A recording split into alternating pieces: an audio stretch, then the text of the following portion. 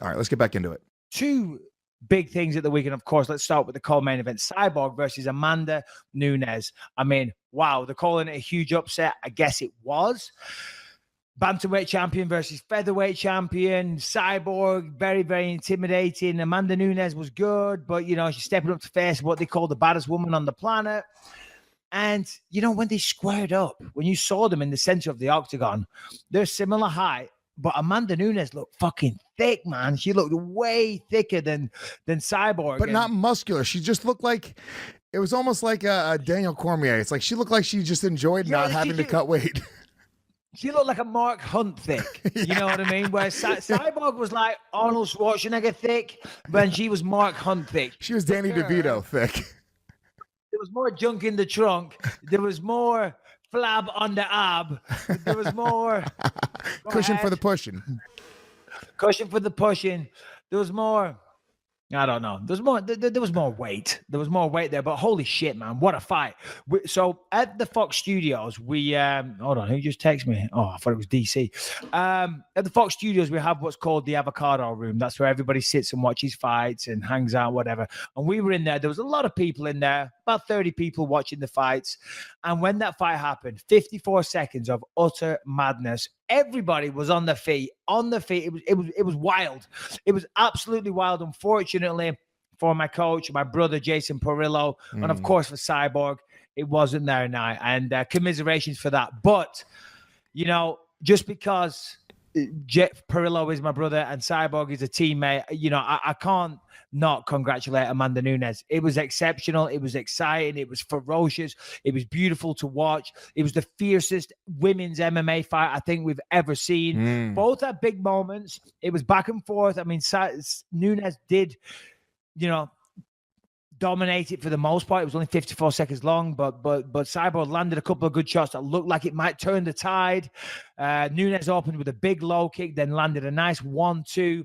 Then it kind of went up against the fence, and they both just threw down with everything they had. It was beautiful to watch. As I say, it was exciting. It was fucking unbelievable. It really was. Congratulations to both. But Amanda Nunes, you cannot deny that this woman is the baddest woman on the planet. Go through it.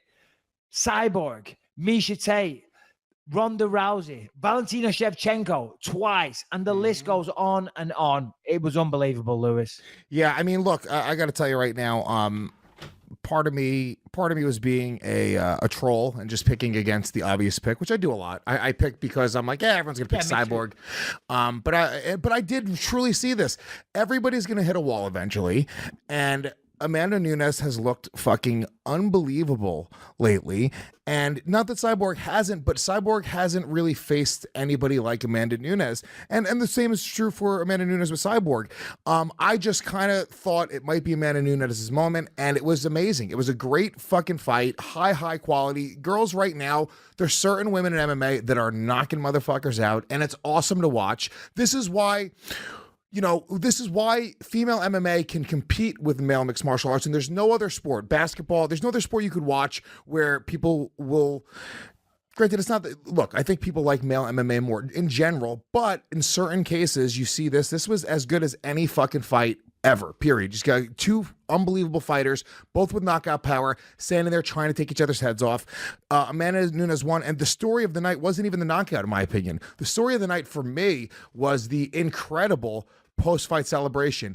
Literally got me choked up watching her celebrate. So happy, so ecstatic. Almost like she didn't almost believe her in her, like it was almost like she surprised herself that win. Like she was just like, holy fucking shit, I just knocked out Cyborg. Just a really beautiful moment with, I guess, her and her the older gentleman, maybe that's her head coach or mentor, where she called him her dad, and she's like crying, and it was just really, really emotional and beautiful. And whoever it was that said, and Harrington, you mentioned this, it was a writer who had said that Amanda Nunes is not marketable. I think that is such utter horseshit. Yeah, I saw that, and Dana White actually went off at it. It was a writer, Daryl somebody or something, not for ESPN, but somewhere. He said some shit. Oh, look at this. Amanda Nunes destroyed Ronda Rousey and destroyed Cyborg, the two most marketable women in the UFC. And Dana went off on him. And rightly so, because that is bullshit. She's very marketable. Listen, look at the performances she's had. Look what she did to Cyborg, and look what she did to Ronda Rousey. They were fucking vicious beatings. They were Mike Tyson-esque performances. Yes. Simple. They were. She went out there, said, fuck you. I'm throwing down. Bang, bang, bang. Lights out. See you later. Boom. Give me my belt. How the fuck is that not marketable? Is she the most prettiest woman on the world? No, she's not. But I'm not watching her for that. I'm watching to see her wreck shop, beat world-class fighters, and put on performances like that. And she was very endearing. As you said, Here he is. Darren Rovell. Between Rousey and Cyborg, Amanda Nunes has single-handedly killed the most valuable women in the sport, brutally damaging the UFC. Nunes isn't in the same marketing ballpark as either of those two. Disagree. Well, you are a fool. Disagree. But as you said, the post-fight celebration, very, very endearing. She was so happy. Commiserations to Cyborg. I'll tell you something.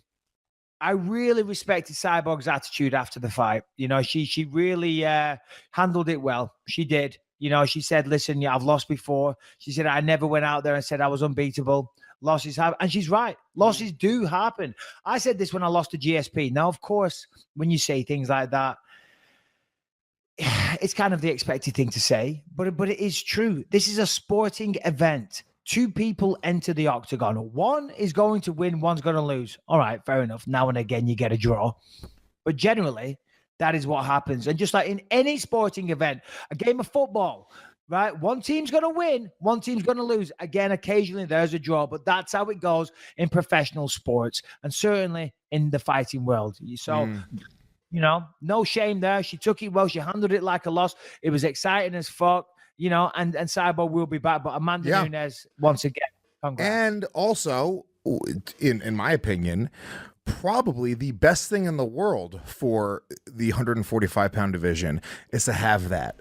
To have Amanda Nunes come in, beat Cyborg the way she did. Cyborg has absolutely earned an immediate rematch, being the most dominant female in mixed martial arts history forever. I mean, I see no reason in the world why we wouldn't give her a rematch. I know it was not even a one-sided fight. It wasn't one-sided. It was back and forth, but it was a quick fight, quick knockout.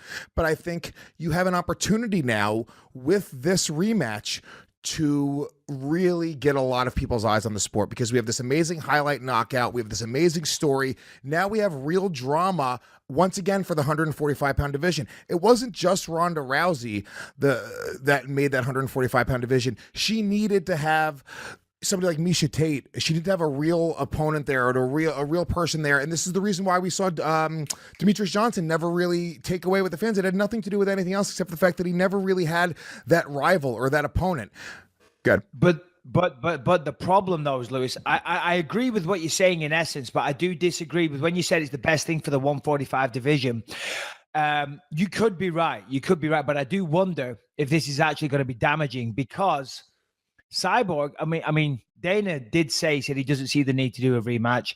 I asked Amanda Nunes about it. She did say, and well done to her, listen, I'm not thinking about that right now, but if that's what the UFC want, that's what they'll do.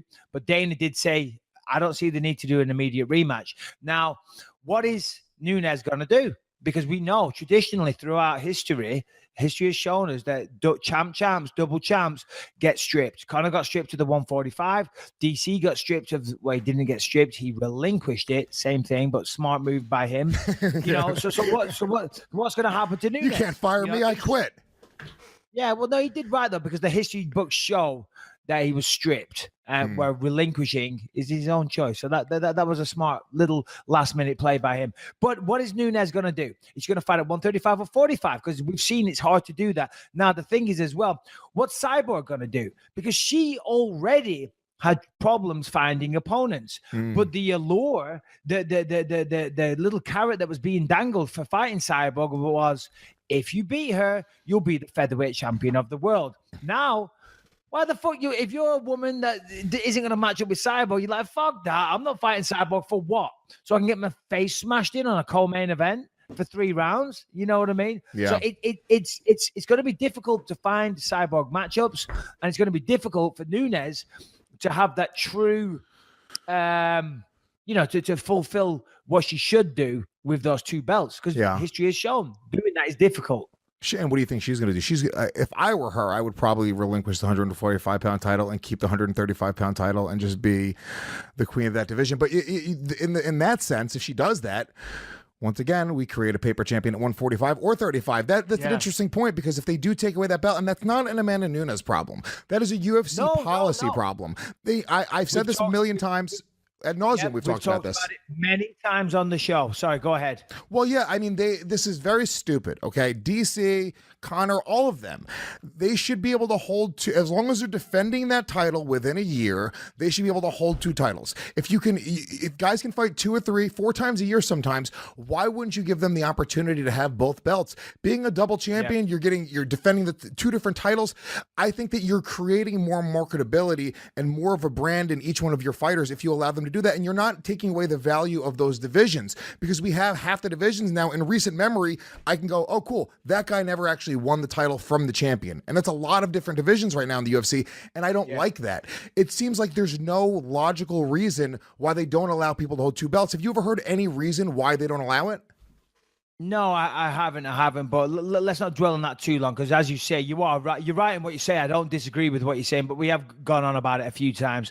But finally, I just want to say, before we move on to the big talking point, which is John Jones and Gustafsson, I think this could be one of the best things to happen to Cyborg. Now, I don't want to speak in a condescending tone or anything like that, but you don't learn from when you win fights. And Cyborg has obviously been I think she's on a 13-year unbeaten streak. She lost her debut in professional mixed martial arts, and since then, she's been unstoppable. When you lose a fight, that's when you reassess. That's when you look at things. Now, Cyborg was always able, not that she didn't fight with skill. That's not what I'm saying, but she was always able to have that big physical dominance on all her opponents. She was bigger, she was stronger, she was faster. She had the better striking as well. She had technique to go with it, but she was always able to, if she wanted to bite down on her mouthpiece and bully her opponents, she had the ability to do that. Now, Saturday night, she came up against someone where she wasn't able to do that. So that will force her to maybe, I'm not saying change everything, because she's an incredible fighter, but, make a couple of finer little changes, maybe changes in the way she approaches some fights. I mean, in the rematch, if she approaches it differently, I'm not saying Nunes couldn't beat her again. I'm saying there's a very good possibility that Cyborg could beat her in a rematch with a different game plan. But these two went toe to toe. And one punch can change the course of everything. So who knows how wobbled Cyborg was. But again, I'm not taking away from Nunes. She was incredible. She was exceptional. And I take Lewis's hat off to her. But, and you should take that hat off yourself anyway. It's a nice hat. You shut your fucking face. Shame my hat. But yeah, anyway, so there you go. Well, all right, guys, real quick, let's just take a moment and talk about one of our incredible sponsors, which is Blue Chew. I love Blue Chew. It is a performance enhancement drug for the bedroom. This is not if you have erectile dysfunction. I know some people get confused about that. This is basically a chewable version of either Viagra or Cialis. It's the same active ingredients as those drugs. So basically, it gets your penis hard. It gives you an erection. It makes sex that much better for yourself or your wife or husband or whoever else that you're having sex with. I live by it now, Michael Bisping. I'm telling you right now, I used to enjoy sex. Now I love sex. Yeah, that's great. I mean, I'm happy to hear. And every time we do this, you have to tell me that. And I just have this image in my mind of you having sex that I can't erase. But that said, Blue Chew is fantastic. It has the exact same ingredients that, all the well-known ones like Viagra and Cialis that they have. They are chewables, so they work faster than pills, actually up to twice as fast. You can take Blue Chew on an empty stomach, on a full stomach. Cheaper than those other two, by the way, the Viagra and the Cialis. Listen, it's like this. If sex was an Olympic sport, this would be banned. You know why? Because it'd be out there banging like Luis J. Gomez. Exactly. Like a crazy animal. It only takes a few minutes to get involved with this as well. You don't have to go to the doctor. You don't need to get a prescription or have an appointment. You just go online, you fill out the form. As I said, no doctor visit, no talking and saying, oh, I can't get it up or anything like that. So, if this appeals to you, if you want to improve your bedroom experience, if you want to show your lady or your man a great time, then we certainly recommend this. And Lewis, tell the good people about the offer we have. Right now, go to bluechew.com. That is BLUECHEW.com. And you get your first order for free when you use the promo code BYM. You pay $5 shipping, goes right to your house. There's no doctor's office. You do it all online. It shows up to your door in discreet packaging. nothing to explain, no questions asked, and it's free. I mean, you try it out, see if you like it. This might change your sex life. I'm telling you right now, it changed my sex life. I love Blue Chew. Everyone here at Gas Digital, like 5 people at the offices have Blue Chew prescriptions now because it is that great, and we talk about it so much. So once again, that is BlueChew.com. Use the promo code BYM to get a free trial of Blue Chew.